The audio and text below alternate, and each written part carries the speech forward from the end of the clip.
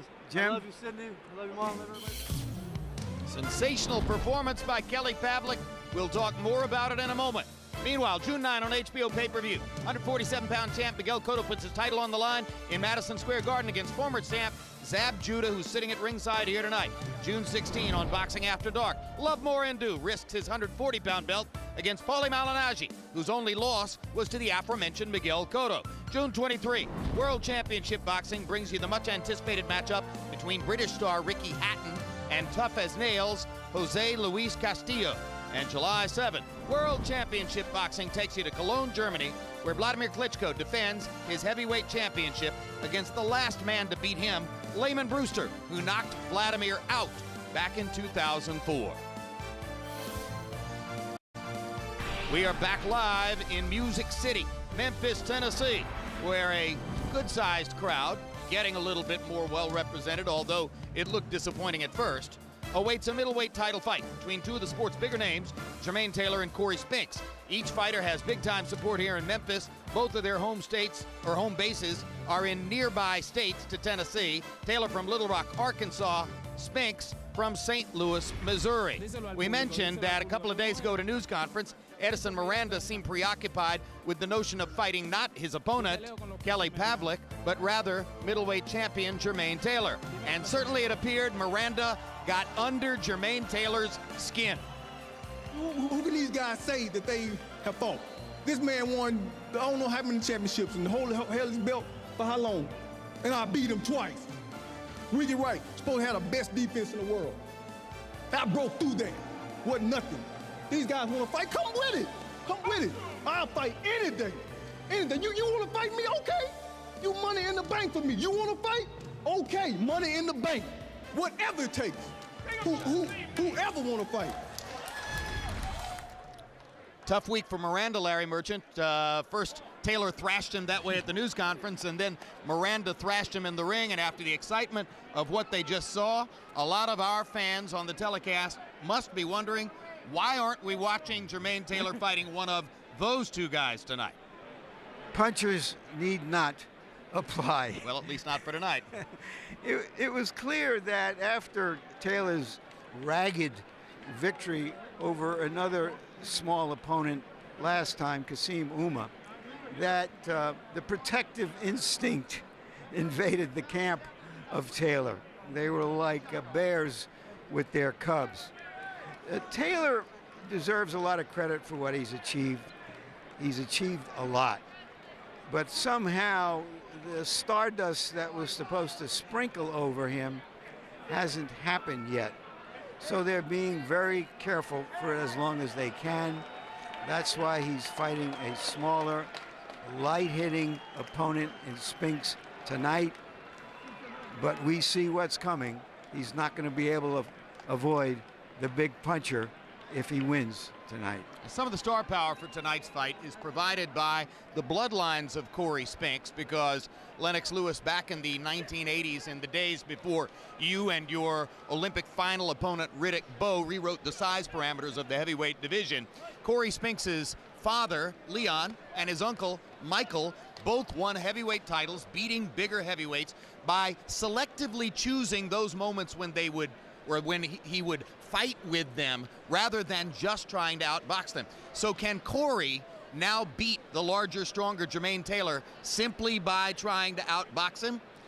Well, he has to outbox him, but he has to pick his points where he applies the pressure. You know, get Jermain Taylor in the corner and supply the pressure, because he's got to impress the judges. That's what the most important thing. You can't dance around a fight and not impress the judges and score points. So these are the things that he needs to do. Incidentally, he's got his father in the corner, and that's a big plus for him, and that's going to boost his confidence and make him a better boxer in there. So I'm waiting to see what happens. Yeah, they weren't close when he was growing up, but of course, if you're a fighter and your father's Leon Spinks and he won an Olympic gold medal and later won a heavyweight title, you're a lot closer to him now when he comes and stands in your corner. Let's take a look at the tail of the tape now for Jermain Taylor against Cory Spinks. And you can see that there's a 1-year age advantage for Taylor, thoroughly in his prime at age 28. He's a big middleweight, as Larry Merchant has always pointed out, 6 feet 1 inches tall, although remember, Pavlik is 6'2". Cory Spinks is 5'10". He was tall at welterweight, Now he moves up into a different range. An arm length advantage of a half-inch measured from the armpit to the end of the fist for Spinks. That may be misleading. Incidentally, you may remember on our last tale of the tape, it was Edison Miranda who supposedly had an arm length advantage of 1.5 inches over Pavlik. Didn't turn out to look that way in the ring, right? They both weighed in at the official weight of 160 pounds, and both have rehydrated overnight to 169. And Larry, there's a point you want to make about that. Yeah, Jim, Mayweather very smartly came in at 150 when he fought De La Hoya at 154-pound limit. He didn't want to slow himself down. He wanted to be at his best. Spinks has gone all the way up to 160. In fact, was over by a pound at the weigh-in. Some suggestion that maybe he hasn't buckled down and really done his homework. And if he gives in late in the fight, people will say he was here for a payday. Rules of the bout with our unofficial ringside scorer, Harold Letterman. Jermain Taylor, Cory Spinks fight is scheduled for 12 rounds using the unified rules of the Association of Boxing Commissions. There is no 3 knockdown rule. Only the referee can stop the fight. In case a cut is caused by an accidental headbutt, we go to the scorecards if the 4 rounds have been completed, and you cannot be saved by the bell at any round, including the 12th and final round. Jim. All right, thank you, Harold. Cory Spinks always enters to hip-hop music backing. And with ubiquitous promoter Don King at his shoulder, he now enters with the accompaniment of rappers from St. Louis and dancing, Larry. You know, 2 things I notice about this walk-in. One is that the body language of Spinks is the way he moves in the ring. But also, we've noticed that over the years that it's the fighters who fight least in the ring who generally have the gaudiest walkouts. Isn't it a distraction, Lennox, to focus on your ring walk when what you're really here to do is fight? Well, you know, some boxers, they get psyched up by their ring walk, and that actually helps them in the fight. And in this fight, with Spinks dancing to the ring, and like Larry says, he does the same thing in the ring. This is like a warm-up for him anyway. So, you know, even when I get into to a fight, I like to warm up with a little dance, like to hear my favorite music, and this is what's gonna get him up for his fight.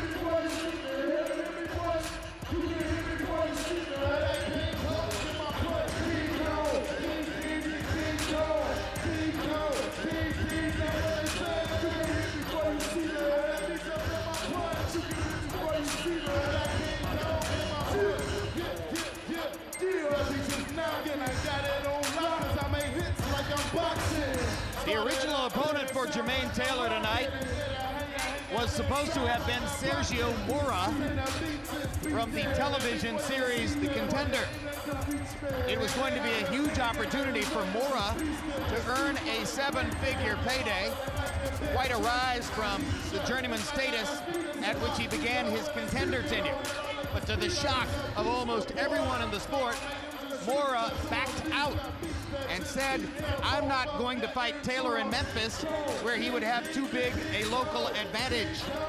At that moment, Taylor and promoter Lou DiBella looked up the river to St. Louis, and Cory Spinks said, hey, Memphis isn't that far away. I'm going.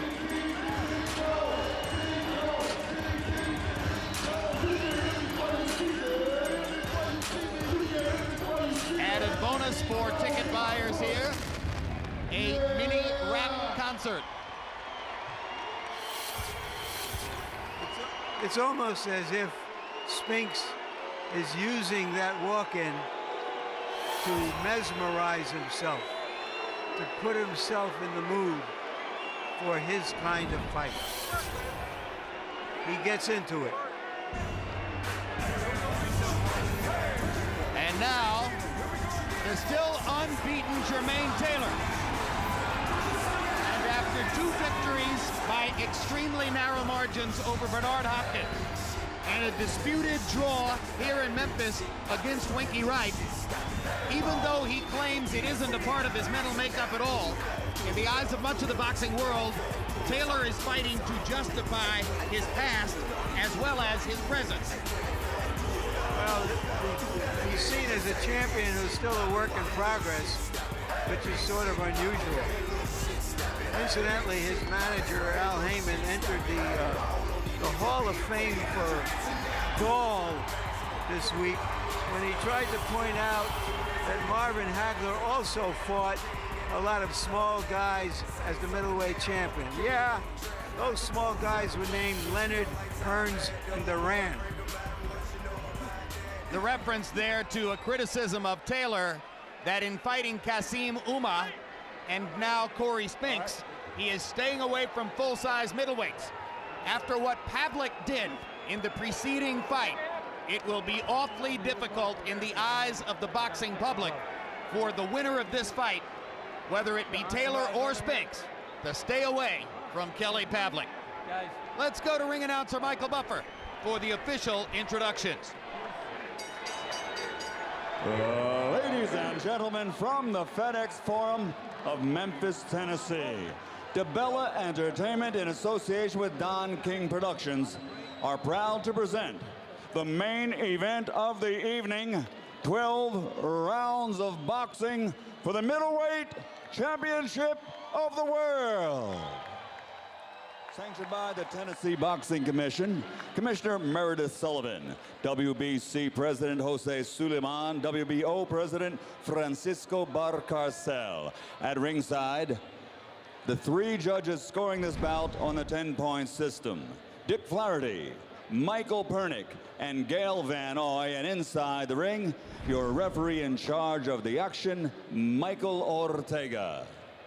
And now, for the thousands in attendance and the millions watching around the world, ladies and gentlemen, let's get ready to rumble!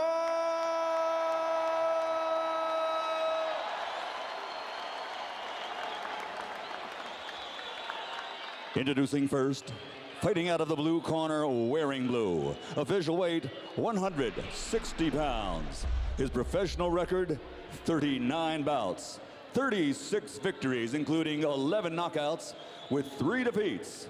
From St. Louis, Missouri, the challenger, former undisputed welterweight world champion and current IBF light middleweight champion of the world, Cory, the next generation Spinks.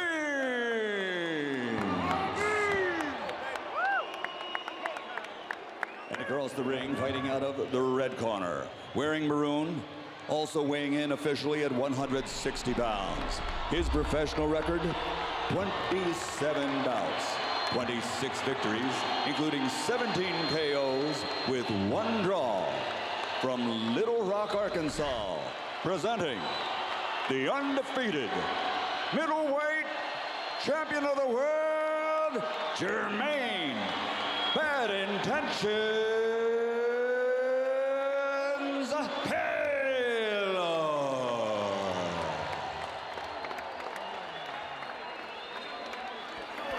Let's go.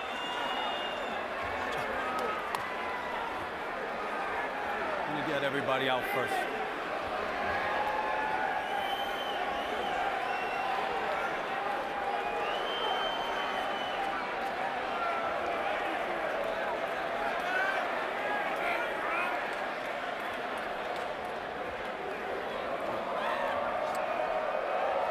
All right, gentlemen, we went over the rules.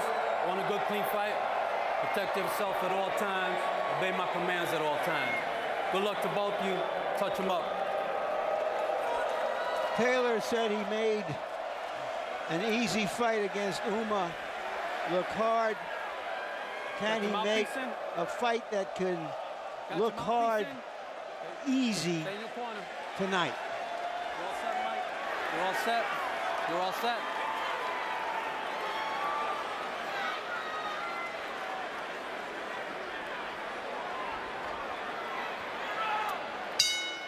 They've known each other from their amateur days 15 years ago.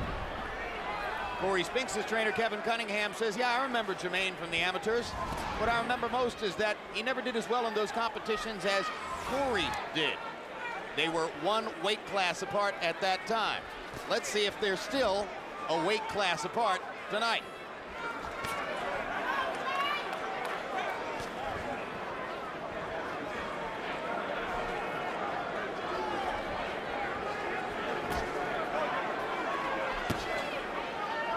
Jermain's doing something that you definitely need to do against fast guys, and that's you need to fake before you throw a punch.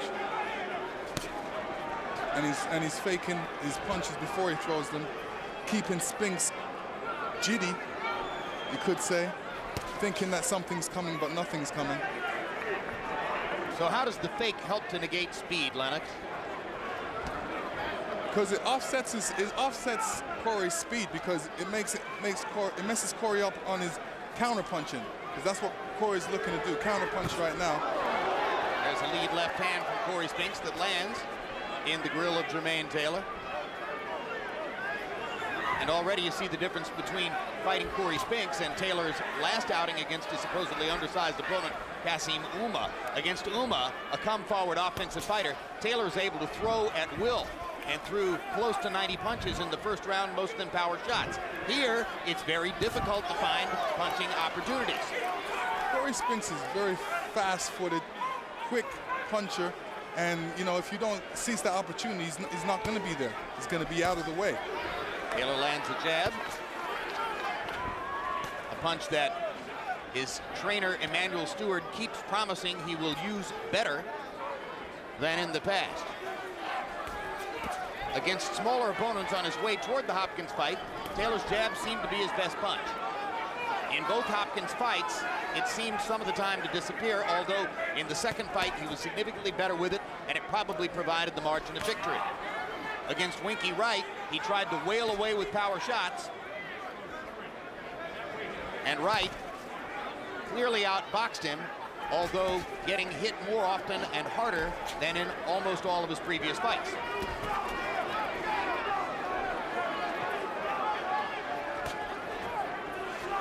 Taylor needs to be first here. He's really waiting for Cory to do something, and he's reacting off of what Cory's doing. You know, Spinks is a little quicker in beating him to the punch so far.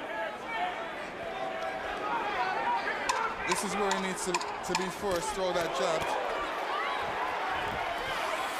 A near exchange toward the end of the round.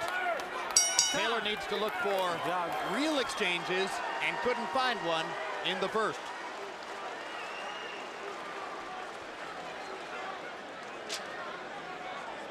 Now, you got to step right back. Right with it. You got to get right back there with it. All right? You got to keep him turning, and you got to use feints too. Okay. Use your stick up and down. Use your feints. Then set it and drop it. Okay. All right? Okay. You can't. That's all you got to do.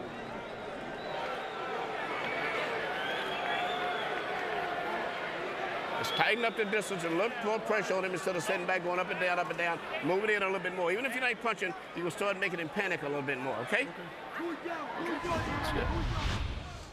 Here we take a look at Spinks' straight left right on the button. One punch and step away, limiting Taylor's punching opportunities. Jermain 6 out of 26 by CompuBox count. Cory Spinks 10 out of 36 by CompuBox count, including 8 of 31 jabs in that first round. See, Emanuel said something very interesting, you know, when it comes to Jermain's boxing. He's throwing that jab, but he's throwing the jab too far. He needs to get a lot closer to Cory Spinks and throw that jab. Between rounds, Emanuel Stewart seemed intent on trying to get his fighter into a relaxed mode. Both fighters feinting a lot. Both fighters looking for opportunities to throw. Cory Spinks perhaps content to see them limited in this way.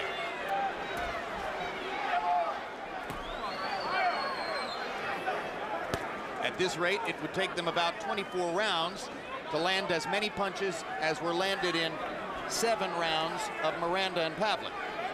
How about 3 rounds?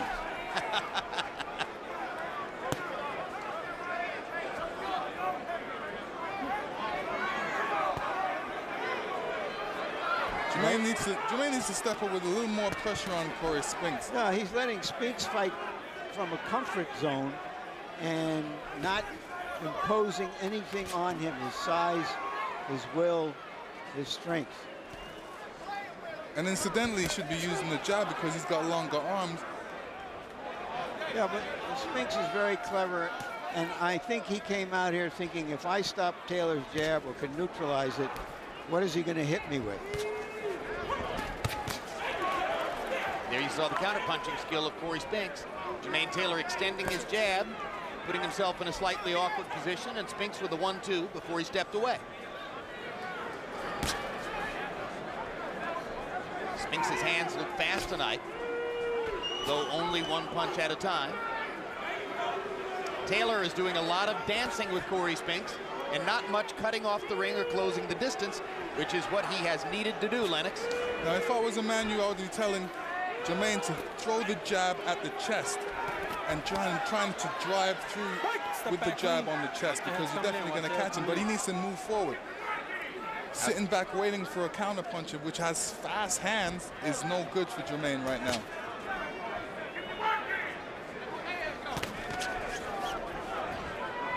I haven't seen Jermain throw a double jab, which he needs to do. Needs to and throw some feints in there to keep Cory Spinks guessing. Right now he's trying to outbox the boxer, and he's not using his size. And the main thing as well, you need to cut off that ring against him, Luca. Cory Spinks is moving to the right. Time. Whoa. Listen up for the bell. Listen up. Taylor, committed right hand, but after the bell. Taylor. Excuse me, Larry. We're going to take a look right now at highlights from the undercard fight on which Andre Berto appeared. Berto, who was a member of the Haitian Olympic team in Athens, lives in Winter Haven, Florida, a rising welterweight prospect, unbeaten, gaudy knockout record so far. Fought a fighter named Martinez Clay from Wilson, North Carolina. Clay presented a bit of a puzzle for a while. Berto eventually solved that puzzle, mostly with uppercuts, and wound up scoring a 7th round technical knockout of Clay when Clay decided he'd had enough and walked away from Berto, prompting his corner to throw in the towel. TKO 217 of the 7th round, another knockout victory on the record of Andre Berto. He continues to rise in the welterweight division and has already appeared on HBO in the past, likely to do so again in the future if he keeps winning. Through the 2nd round, Jermain Taylor, 4 of 12 power shots in the 2nd round, 11 of 49 overall, and Cory Spinks 19 out of 86. So Spinks throwing more, landing more. They're fighting his fight through 2.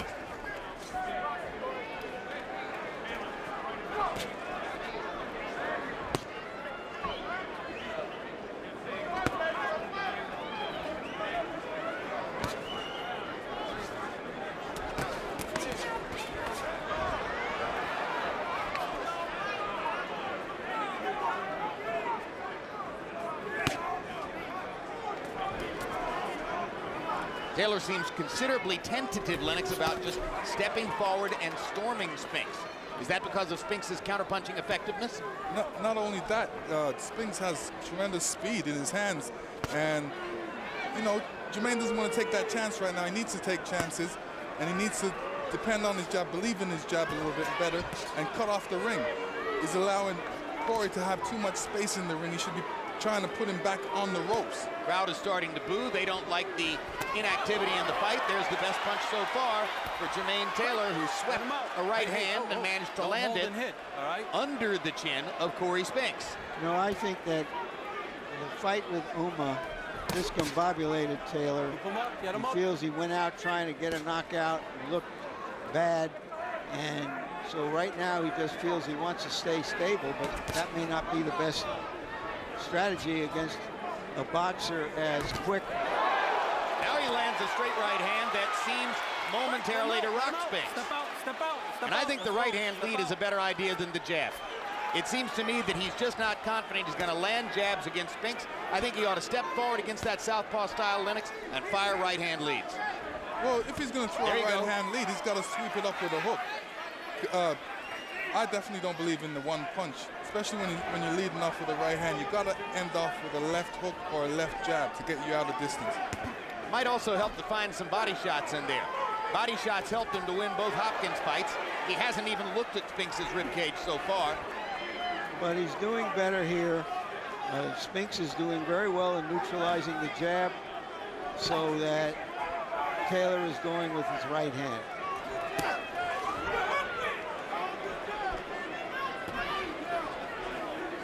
Now he lands a jab and manages to spring another one on Spinks. Much better round for Jermain Taylor. Found a couple of answers here, at least momentarily. And Spinks seems to realize that this round was not one that he has dominated like he did the first two with his own style. So he tries for something in the late going, and instead, Jermain pops him with the right hand just after the bell. And says he's sorry. Why should he be sorry? Okay. We got to stay in our rhythm. I need to jab a little busier. I need it up and down. I need you to break the left hand off the right hook with it, all right? And we're going on around the corner. Simple as that, all right? Give me some water, Strick. Because you're giving him too much time in between. Just say, give him too much time. Because he's slowing down now. And he's getting fair to you a little bit. He's not doing that much now, but put the attacks closer together. Because the man is not a puncher. The only thing he can get a knockdown because you'll be off balance. But if you keep putting them attacks together, he can't match you punch to punch. So just step to him a little bit more.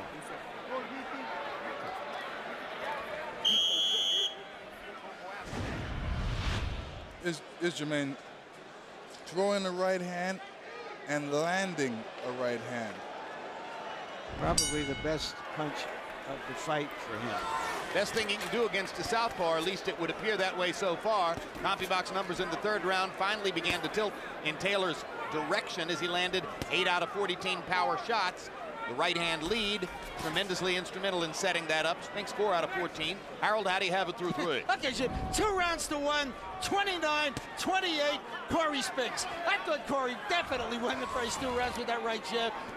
Jermain came out with some nice right hands in round 3 to win the third round. Jim, I got to tell you something. Cory Spinks is circling to the left most of the time. When he circles to the left, he goes right into Jermain Taylor's big right hand, and Jermain Taylor don't throw it. He stands there, he shuffles in, he straightens up. He shuffles in, he straightens up, but he don't throw the right. 2-1 Spinks.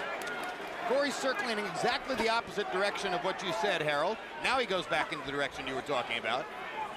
And you're right, he's coming toward Jermain Taylor's right hand when he's moving in this direction.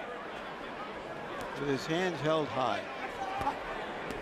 And with his counter-punching skill still from time to time bedeviling Taylor, who got popped with a counter-punch a moment ago. Right hand lead again. Taylor misses with a right hand lead. Spinks lands a couple of back before Taylor backs away. You hear some cheering for Cory in the crowd. A couple thousand of his fans from St. Louis here. Also, he's about an 8-1 underdog, so he might have some fans who don't come from St. Louis. People bet on boxing? I've heard tell. See anything new, Lennox? Well, Cory's staying out of Jermain's distance. He doesn't want to get hit with no right hand. He just did. Jermain's jumping in with his punching when he needs to work in with his punches, but definitely needs to throw more right hands and more jabs. You heard what Emanuel Stewart said. He basically said, Cory can't hurt you. Jump on him a lot more frequently. Easier said than done, I guess.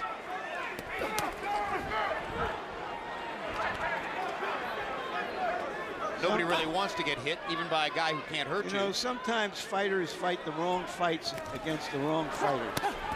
Against Uma, he was wild and crazy, and nothing happened. Here, he's trying to be more disciplined, and nothing is happening.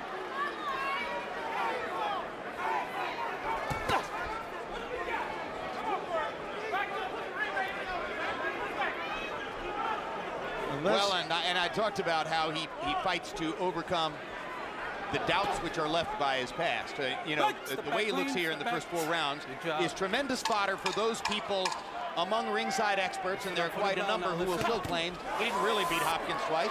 He didn't really get a draw against Winky Wright. He was beaten in all 3 of those fights. Oh, come on. You know, I'm over that. As you have pointed out, 5 of the 6 judges voted for Taylor in the 2 Hopkins fights. Hey, I totally agree. I'm just talking about what a lot of other people say. Double it up, just your left hand go off. Stick, stick up and down, shoot your jab. Feign the body, shoot your left hand up top. All right? Double jab, left hand, turn the corner. Basic. Bing, bing, bing, bing, hook, turn the corner, base. Comfort zone that he's in. You got to step in the foot, that footwork going up and down, up and down, up and down. Let the footwork be moving in like a cat. You understand? You're having a lot of problems because you're going up and down with that footwork. Just move in a little faster. This man can't hurt you. And you got to realize that. And go ahead and you the puncher. But you're fighting like you're trying to outbox him. And let the shit, if you miss it, damn shit, shoot it back again. Here's Leon. Leon lives in a small town in Nebraska where he works in an YMCA as a cleanup man and in a fast food restaurant. Came here to work his son's corner for the first time. Son helping him out financially here. Manny said to Jermain Taylor that, you know, Spinks can't hurt you. Go after him. He wants him to go after him with a controlled aggression. He believes Taylor's holding back a bit too much and needs to throw more jabs. Holding back indeed. Through the first 4 rounds, by CompuBox count, Taylor averaged 6 landed punches out of 23 thrown per round. 23 thrown punches per round. Those numbers are reminiscent of what Hopkins did, or I should say didn't do, against him in the first 2 fights, or in their 2 fights. When in the first 6 rounds of the first fight, Hopkins averaged 5 landed punches in 19 thrown, and in the second fight, he averaged 7 landed punches out of 25 thrown. Those numbers were exactly like what Taylor is doing / not doing against Cory Spinks tonight. Spinks isn't landing all that much, averaging 8 out of 48. But the 48 alone is enough to nearly double what Taylor's throwing. Now, Jermain goes to work. This is what he needs to do, Lennox. Definitely needs to step in there, throw some good power punches, even some body punches in there to slow down Spinks. Seems to have made a conscious decision to come up and under some of the time with the right hand. Maybe that'll be more comfortable for him. It's a wise decision, especially when you have an opponent that ducks after he sees a couple punches thrown at you. Taylor blocking a left hand by Spinks, looking for another chance to jump in. Cory Spinks now trying to seize the initiative and back Taylor off on his heels a little bit. Taylor's punch count going, or excuse me, Spinks' punch count going up as he feels the threat of a more aggressive Taylor. Wait, let him out. Step back clean. Let's go. Step back. Box.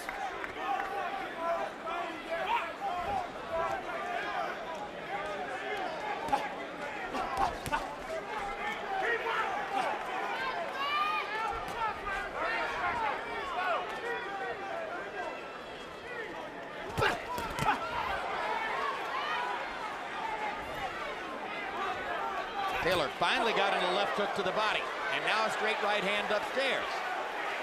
So his effectiveness quotient begins to rise as we approach the midpoint of the fight. Break, step back, step back. And you see Cory Spinks trying to be smart in there, seizing the opportunity when it allows himself. And you know, there's sometimes when Jermain leaves himself open, and that's when Cory Spinks comes back with a quick combination. But Taylor is the bigger hitter, and that's why he was such a heavy favorite to win the fight. I didn't hit or whatever. He shot all those punches at you, and you gave him a defense where he can't land nothing. And he just shut him down there, take the shit to his ass, because he can't land nothing on you. You shut him down, you took his jab, and you're taking away the straight left. So just walk to him and then start ripping shit on him. Yeah. Come on, sit down, sit down. I'm good, come on. Listen, you can't, the only time he touch you is when you standing there posing, man. You know what I'm saying? Get his nose straight, get his stuff together, get him together. All right? Yeah. You can't be standing there posing. When you boxing, getting in that bounce, bing, bing, bing, bing, bing, you gotta put them together. There are so few punches being landed in this fight. It's like a football version of, or a boxing version of flag football. CompuBox numbers in the 5th. Taylor 14 out of 27. Still not able to get the punch count up to even a paltry 30 per round, but at least he landed more than half. Spinks 7 out of 53. And 7 out of 53, I'm sure, is perfectly acceptable to Kevin Cunningham, who wants him to bing, bing, bing, bing, bum, bum, bum. I think I'd rather watch a debate between Hillary and Obama. Would you rather watch a debate between Ron Paul and Tom Tancredo? Too obscure a reference to me.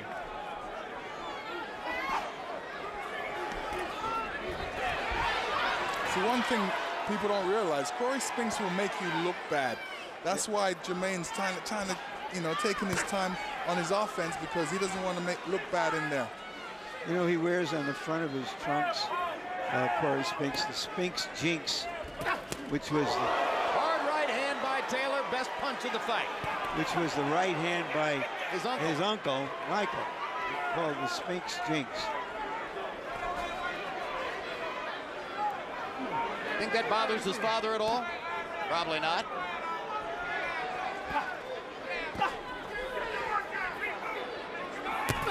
Look, Michael was obviously the best fighter in the family. Great light heavyweight.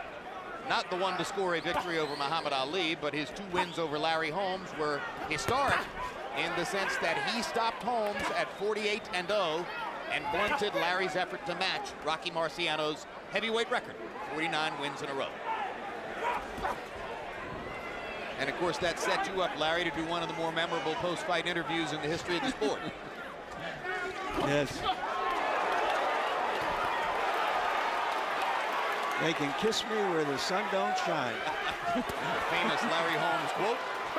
Larry probably watching tonight in Easton, Pennsylvania, and grinning at that reference. Let him out, let him out.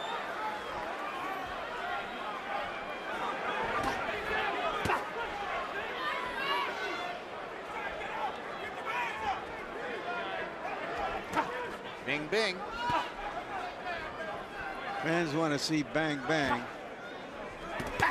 And we're getting bing, bing.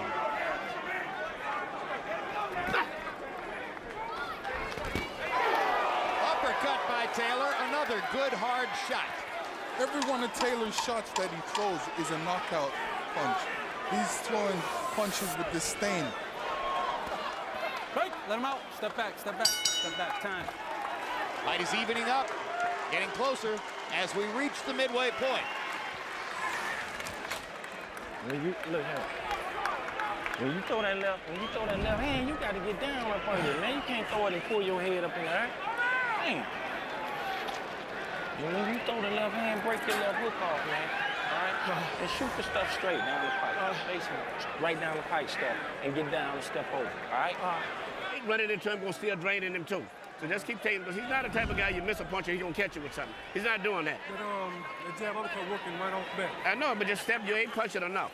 You gotta still ain't punching enough. You know, just because he's not hitting you with nothing, but you're still letting know you ain't punching enough. You pick up your volume, you're gonna take more control of this fight. And just bang, if you miss his goddamn ass, I don't give a damn fuck it. Just bang it with your shoulders. Keep draining it. CompuBox numbers through 6. Taylor 49 out of 145. Spinks 46 out of 292, so Spinks throwing more than twice as many. Taylor landing at more than twice as high a percentage. That would seem to substantiate exactly what Emanuel Stewart just said to his fighter, which is, hey, just give it more volume, just throw more. You're going to take over dominance of the fight. Harold, how do you have it so far? Okay, so I gave Cory Spinks rounds 1 and 2, and then I gave him the 6th round, because the 6th round, he threw the right jab, and Jermain Taylor just didn't throw enough. But, so in other words, I got a 3-3, 57-57, all even. If Jermain would only get started and throw some punches, I think he'd win this fight easily, but he's not. He looks, and Spinks throws that right jab and hits him. 3-3.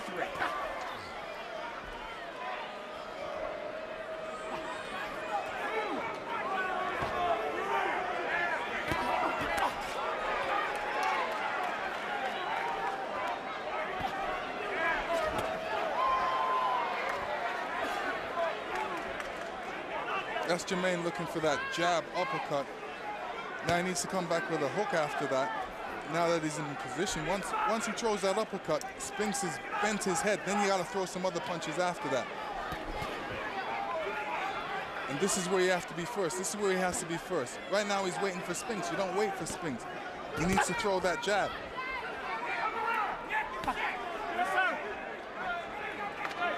still kind of plodding around, needs to throw that double jab, needs to throw a higher volume of punches. Emmanuel's right, and he can do so.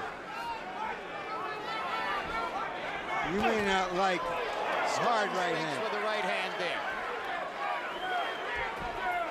You may not like the hit and run style of Spinks, but you have to respect the skill that he has.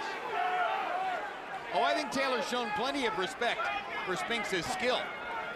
That's what Emmanuel Stewart is saying, basically. Quit showing so much respect to his skill and just wail away at him. But on the other hand, then you get the Elmer Fudd factor. Pesky Wabbit, where did he go? Whap, Pesky Wabbit. He's here, and then he's gone.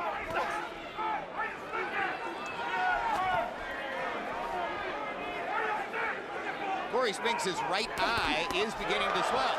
And now Jermain Taylor rips it with a left hook. And Spinks was momentarily off balance. Well, he caught him while he was moving, which is just about the only way you're going to find Spinks. Well, he doesn't exactly stand still. Now Taylor's actually able to land a jab. That's a signal moment. That's what he should be doing. Just all-out aggression. He's got the energy, he's got the physicality for it. That's how Cory Spinks' father beat Ali. He just went at him and kept throwing punches wherever he could land them. He lining you up, so you got to get all the way over, bro. You know, or you got to be on the outside all the way over here. All right? You yes sir me, but when the bell rings, you're doing something different. All right? See, I'm going to beat the shit out with this damn left hand this round and see what happens. You got the great left hand and it's hurting him when you shoot it. And just start pumping that damn jab at his head right now. And working it hard. There's a situation where Jermain catches him with a punch just as Spinks is coming in, and his feet is caught up with Spinks's, so, you know, Spinks got thrown off balance momentarily. Made it look better than it was. I don't understand, Lennox, why Emmanuel doesn't ask him to throw more, ask Jermain to throw more body punches. I mean, if a guy is as elusive and as difficult to hit in the head as Cory Spinks is, it seems to me conventional wisdom is it'd be easier to find his body. It would be, but you know, Cory Spinks is very quick on his feet, and you know, it gives you that difficulty. What you need to do is get Cory Spinks against the ropes and then throw the body punches. Yeah, is the problem that in the center of the ring you run the risk of getting countered too easily if you try to throw to the body? Yes, that's why you always try and jab a person and impose your will on him and put him against the ropes and then throw body punches. That's where he can escape from you, and that's where they'll be more effective. Jermain needs to throw a repertoire of different punches against Cory Spinks. Try some, by Spinks there. Try some new punches. You know, maybe a double hook in there. Pesky Wabbit.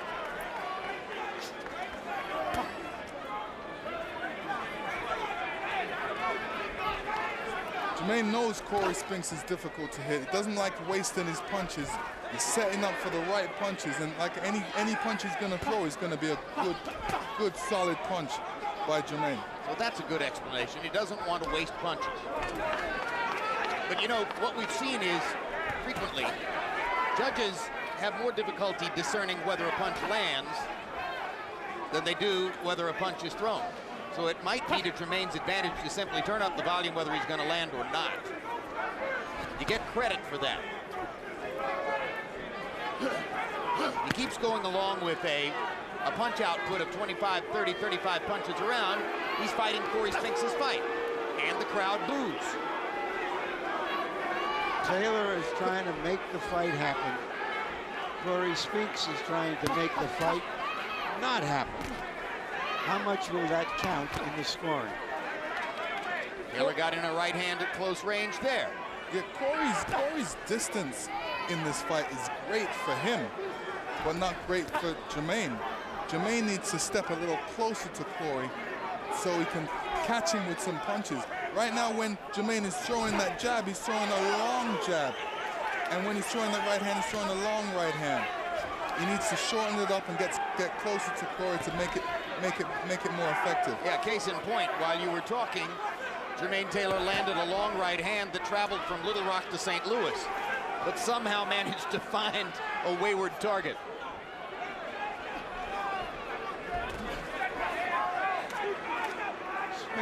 Spinks is like a bobble-headed doll that never stops moving.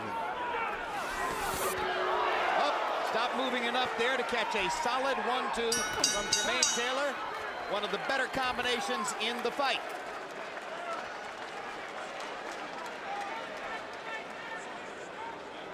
And it punctuates what was on an intermittent basis a decent round for the champion. That's simple. If you throw punches, you beat this man.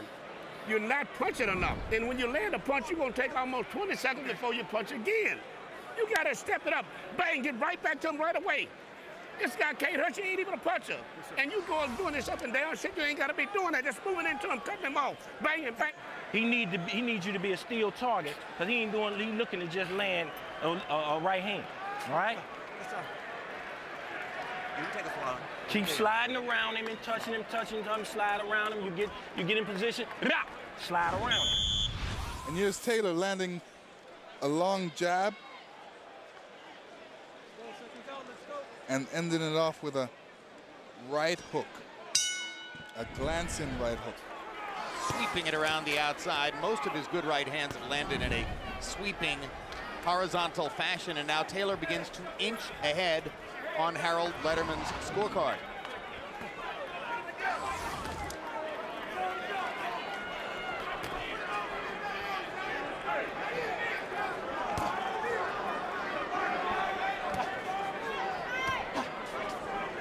Yesterday in our meeting with him, Jermain Taylor said, I realize I'm not going to get any credit. If I beat him by decision, well, I was supposed to beat him. I'm a 7-1 or 8-1 favorite. If I knock him out, people are going to say, well, he was simply too small. Well, I think that's a little bit Step back. self-pitying. If he would go out here and take care of his business and stop Spinks and did it in good style, he'd get credit for it. Yeah, Emmanuel Stewart seemed reluctant to show frustration until this last between rounds period, Lennox, and he let it rip. Yeah, he was trying to get Jermain put some fire under Jermain, get him going in this next couple rounds, because he feels that he needs to throw more punches. He knows that Cory Spinks can hurt him, but yet Jermain knows Cory Spinks may make him look bad. So, you know, taking that chance is part of boxing, and he's got to believe in himself and go out there and really let it loose.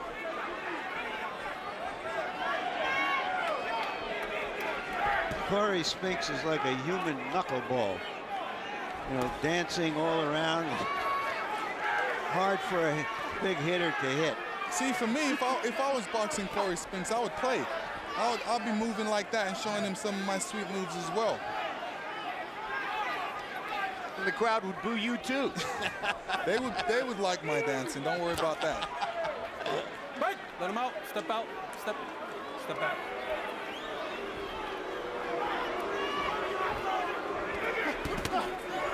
Big right hand by Taylor, and Spinks backs off immediately, as if to say, the nerve of you hitting me like that. Step back. He's one of those boxers Watch your head. who rarely gets hit with the second punch. And the up and under thing is beginning to work better again, Lennox. Yeah, the only problem with that is jumping into it when he really needs to move into it behind a jab, so he can really place that uppercut in the right spot. Right hand lead lands again. Taylor managing to do just enough in little spots here and there to seemingly inch ahead of Spinks in the fight on sheer physicality. Bigger, stronger, faster. When he lands, it means more. Let him out. Watch your head. Time.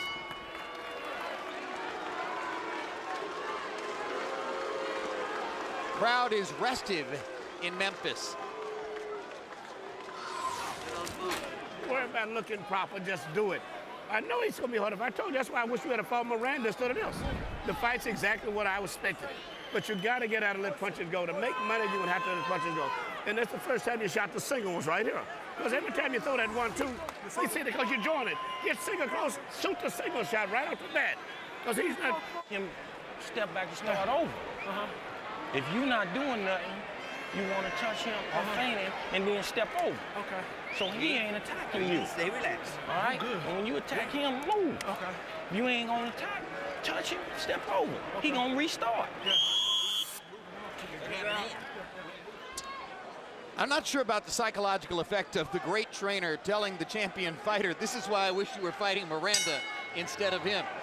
With 3 rounds to go in the fight, he's actually saying to his fighter, Kelly Pavlik did the better business tonight. CompuBox number in the 9th, Taylor 8 out of 25. 25 punches thrown.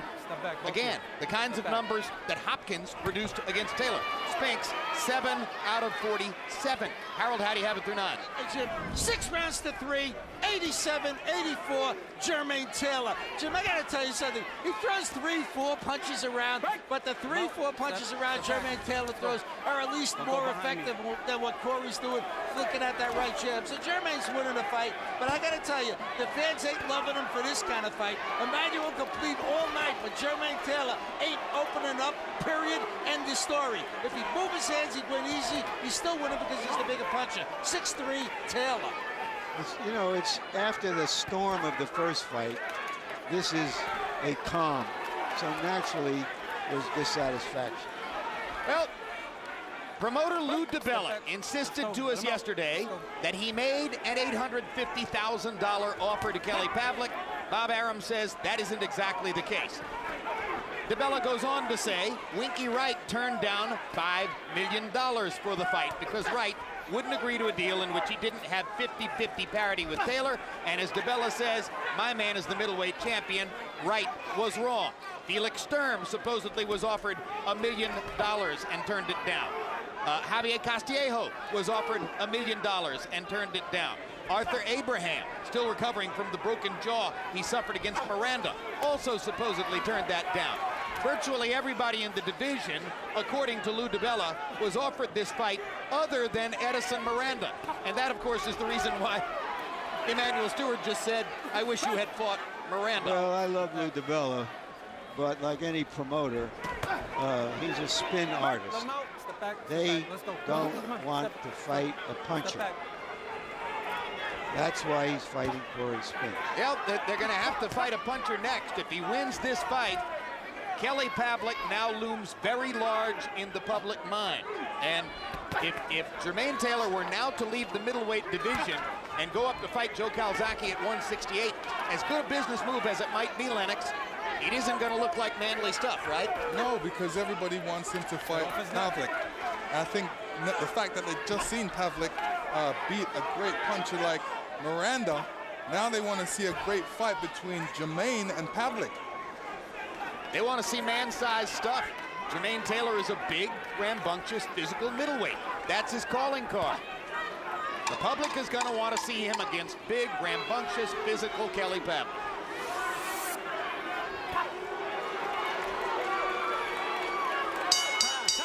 Dance with the star.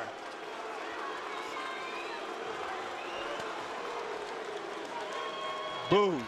If you give me 2 more rounds like that, you the new middleweight champion. 2 rounds to go, baby. This is what you're doing. You hear what Zab over there telling you to do? You know what I'm saying? Right down the middle. Everything straight right down the middle. But you got to use your legs and your feet. Hands and feet. Okay? Yes, sir. About it, I'll be honest with you. You haven't did nothing devastating. Your volume of punches by about 20 and 30 punches around. Just be busy. Just get out and fight. You're not worried about this fight. You're going to let some punches go. You ain't showing no urgency. You just relax. Just up and down. Get excited, man. You got to fight these 2 rounds here. The man is tired. You know, what he's saying to Taylor is you got to show as much fight in the fight that you did in the press conference the other day. Yeah, and we've reached the point, you're hearing Emmanuel Stewart because he has the HBO microphone on. But now, Taylor's boyhood trainer, Ozell Nelson, who played the role of number 2 to Pat Burns when Burns was Taylor's primary instructor, and who now plays the role of number 2 to Emmanuel Stewart, but who actually has the deeper, longer, more personal relationship with Taylor. He's talking to Jermain too, and we can't hear what he says talking simultaneously at the same moment that Stewart is talking. And when that happens, it's not a great corner. Well, you know, what happens to the boxer will take from both trainers exactly what he wants to hear, you know what I mean? Depending on which trainer is telling him something that he needs at that point, he will listen to them. But I believe that both trainers are probably saying the same thing, that Jermain needs to show some urgency in there and throw a lot more punches. You know, in my card, Taylor is winning the fight. And even though he hasn't been able to get to this very quicksilverish opponent, so maybe he doesn't feel there's as much urgency as he's hearing from his corner. Well, and I mean, even more to the point, he might be thinking, hey, you go in there and try to find him. You know, the fighter always has a different view, right? And let me tell you, when you box a guy that's very quick, that usually stunts your jab. It makes you not want to throw it as much because you don't want to miss and you don't want the guy to make you look bad. And, you know, a classic example of that is the Oscar De La Hoya fight with Floyd Mayweather. You know, everybody was saying, Oscar should have threw the jab. But, you know, you can't hit what you can't find. And that's been the point for Jermain Taylor. You can't hit what you can't find. It's very difficult to find Cory Spinks, particularly when he doesn't want to be found. Very clear that Spinks came here tonight with an eye toward befuddling Jermain Taylor in a defensively skilled performance. And though to a large degree that has taken place, still, Harold Letterman thinks Jermain's winning the fight. Larry Merchant thinks Taylor's winning the fight. Punches like that seem to secure the impression that Taylor's winning the fight. When the official decision is announced in favor of Taylor, a lot of the crowd is going to boo. Well, they're going to boo the fight. Yep. You already did.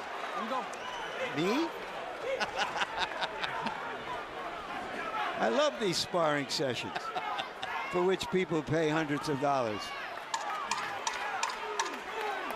We just hope they got in time to see the undercard fight. Break. Oh, no. So hit behind the head now. Come on. Time. Zelko Mavrovich, Lennox.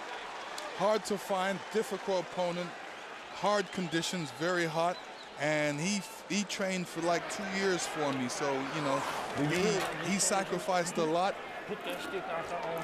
And obviously I was the victor. Go, man. Don't give a fuck whether you land or not, just let him go. Don't worry about you, ain't gonna be a shitty fight, but you gotta let punches go. Last round. You can't wait until they get, if you miss it, bang, and go right back. And don't take 30 seconds to start another punch. But you gotta get on and fight this goddamn round, man. He's doing exactly what he said he's gonna do, try to steal the bullshit championship. But you gotta throw some goddamn punches and quit going up and down, up and down. You gotta fight. You got 3 minutes, man, you gotta fight. Seldom see Emmanuel so exercised. Just the other day he said that in training, Taylor is the meanest guy he ever saw.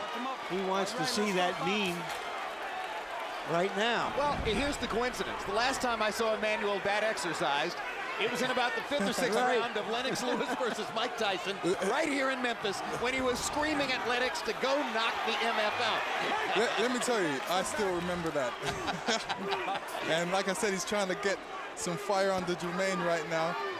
You know, the way how Manny's talking is like if Jermain's losing, but Jermain's winning the fight, but he still wants a little more out of Jermain, especially in this last round. He knows he's been in camp with Jermain, and he knows what Jermain's capable of, and he just wants to see that.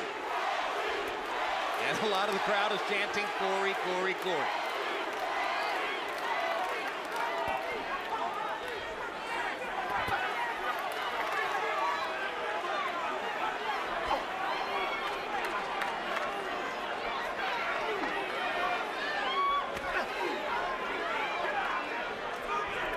Story of Jermain Taylor's career so far: win, win, win, win, win.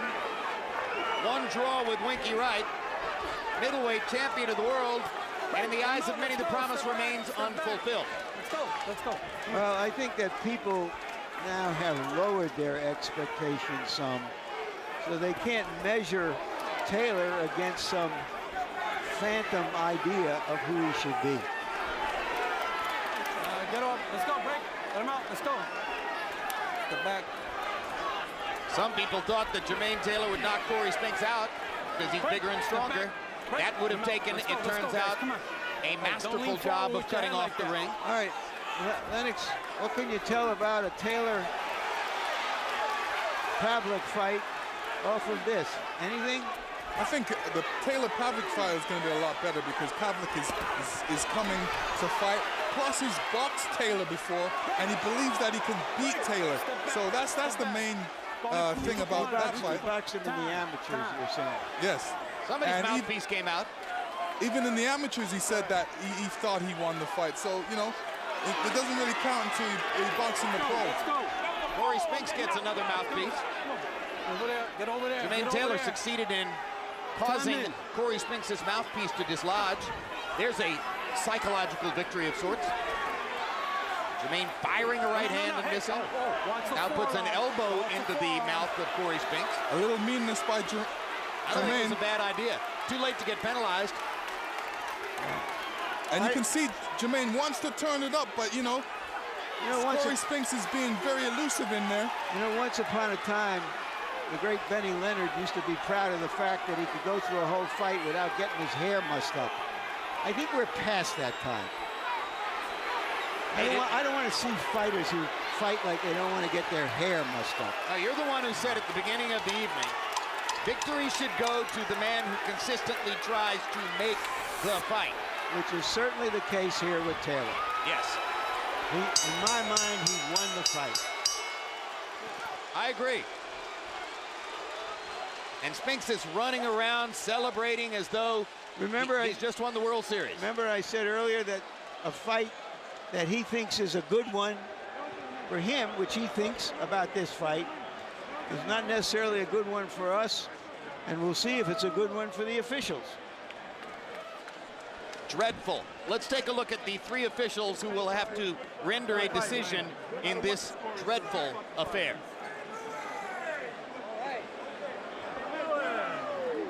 The dreadful job of scoring this fight goes to Dick Flaherty from Massachusetts, who had Sam Peter the winner over James Toney in their first fight.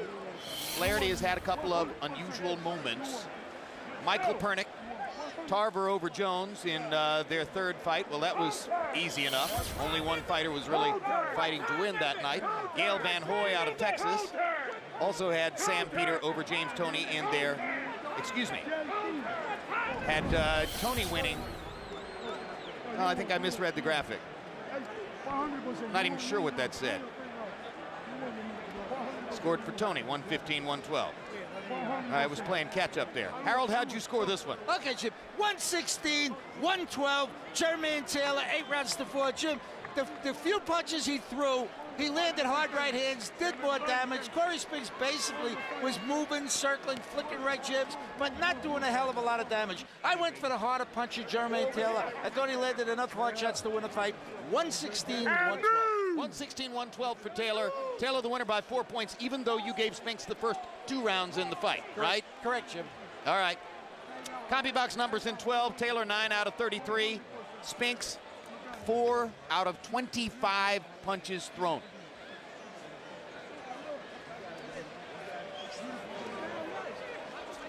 Michael Buffer stands by with the official decision. Let's see what it is.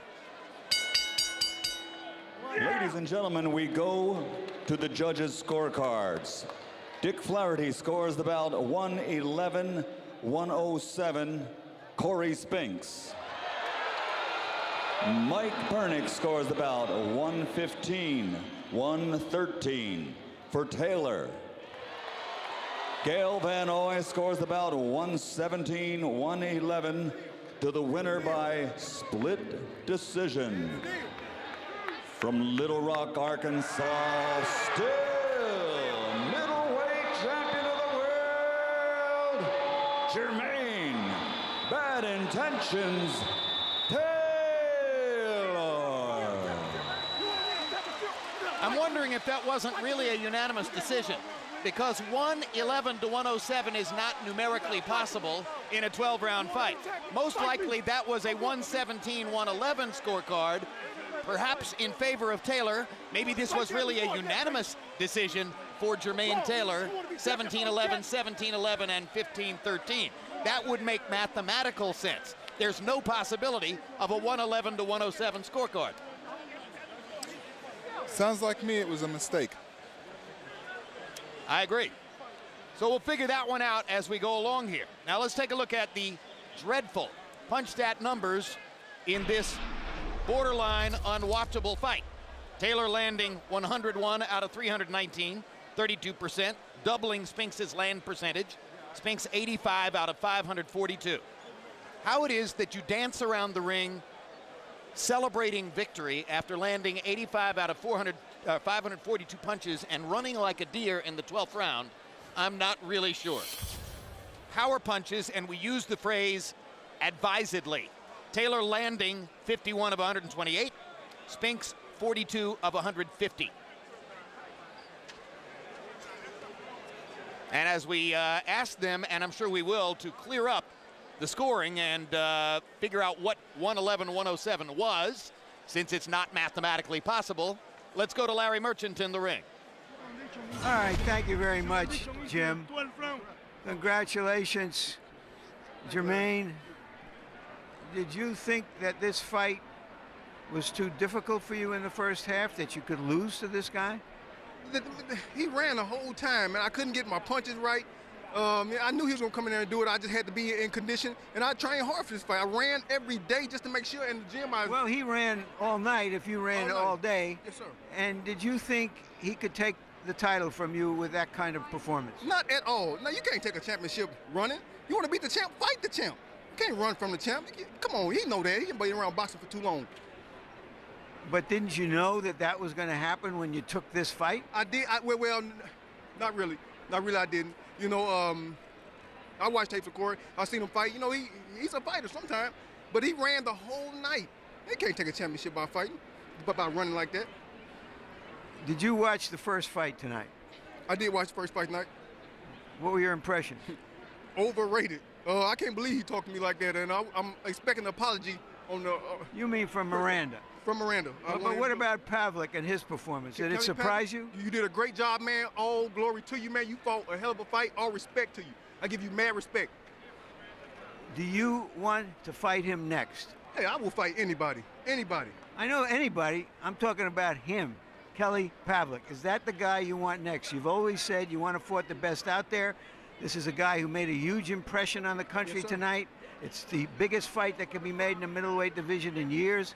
Is that the fight you're going to command your people to get you? Larry Merchant, if Kelly Pavlik is the best fight out there for the most money, we going for Kelly Pavlik. Whoever else want to fight for the most money, that's what we're going to do, baby. We working out. So you're giving yourself an out. If somebody else will give you more money, you'll fight somebody else. If somebody else for more money, yes, Larry, I'm fighting for more money. Thank you very much. Thank you so much, Larry. Love you, little Jim.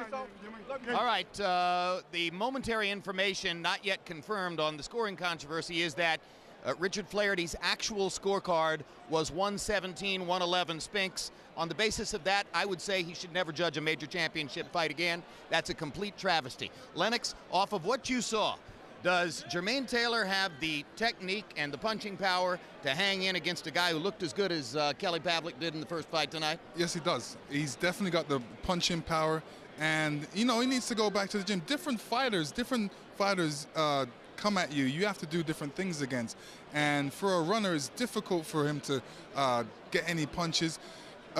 When you look at Cory Spinks, very quick on his feet, and anytime Jermain attempted to throw a punch, he was out of the way. So, you know, Jermain had to readjust and go after him. He didn't want to waste any punches, didn't want to look bad. And, you know, he just won the fight the way he had to win it. And he didn't look good doing it, but, you know, it's a win. Hey, when Taylor was asked by Larry Merchant about the first fight between Pavlik and Miranda, his focus was clearly on the Colombian fighter, Miranda, who had made so much noise coming in, and he said overrated. Was Edison Miranda overrated? I think he's just losing a lot of technical ability. He needs to get back in the gym and especially learn how to stop a right hand. When a right hand's coming in, learning what to do. And the main thing what he needs to learn to do is keep that left hand up to stop that right hand from hitting his chin. Kelly Pavlik, 6 feet 2 inches tall. He's got 28 knockouts in 31 fights. He's unbeaten. Be interesting to see if anybody can stop his right hand. And Larry, the web writer who said that the main event was the fight between Pavlik and Miranda, and that Spinks Taylor qualified as a walkout bout, wasn't all wrong, was he? No, he wasn't, Jim. I think justice was served in the so-called main event. Spinks has great old-fashioned boxing skills, but from my point of view, fighters like him either have to change or find other occupations. The night belongs to Kelly Pavlik. Maybe the future belongs to Kelly Pavlik. He fought a wonderful fight and set up what is to be the biggest middleweight fight, perhaps in some memory.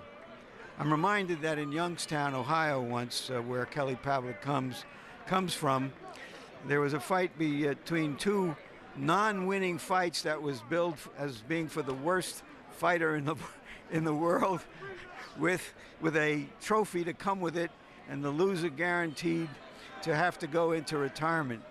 The great promoter Don Elbaum put that one together. Turned out to be a magnificent fight and a draw. Trust me, I never saw that fight.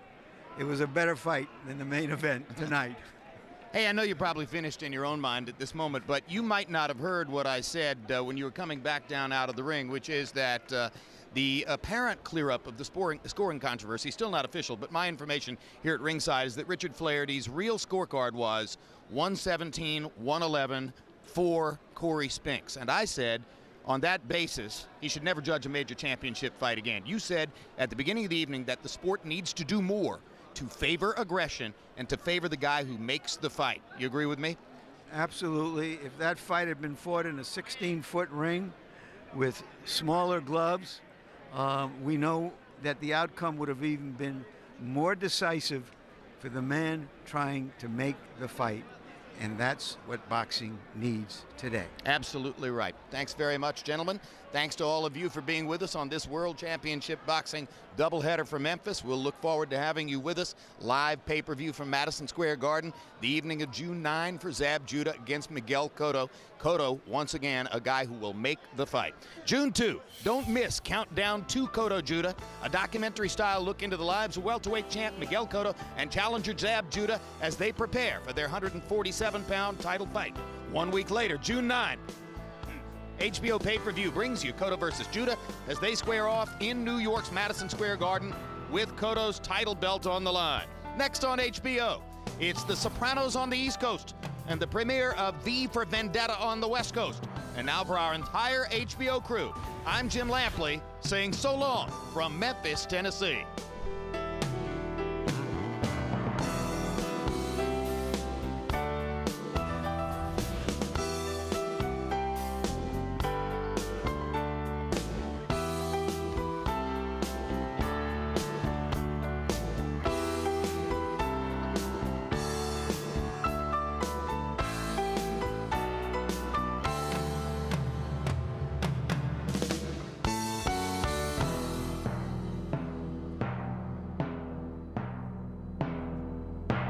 This has been a presentation of HBO Sports.